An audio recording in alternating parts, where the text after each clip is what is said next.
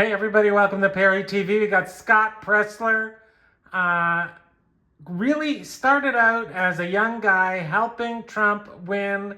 He's on the ground. He's become a mainstay of the Republican Party. You want to win your election, you need this guy in your corner, Scott Presler, and he's on the Benny Show. Let's listen to what he has to say. Good morning, Scott.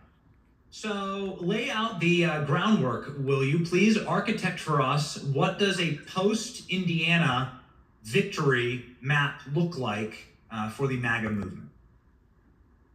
Well, I want to thank the Hoosier State for turning out. I do believe, Benny, that May 5th will go down in history as not only the day of reckoning that we all called for, but I think in every future primary in the great state of Indiana, they will always look to Tuesday's results. And now you're going to see Indiana state senators that perhaps may have been on the fence of whether or not to support redrawing maps and to support President Trump's agenda.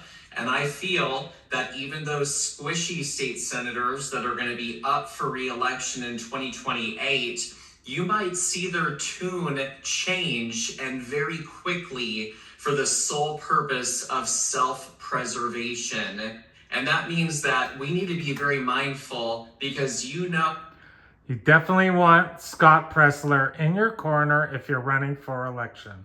This guy's been knocking doors. He's got a team. Unbelievable. Primaries, and they may not be loyal to the president or the Make America Great Again agenda. And so we have to be more mindful than ever going into the primary process to choose those candidates that are not going to betray us in the future.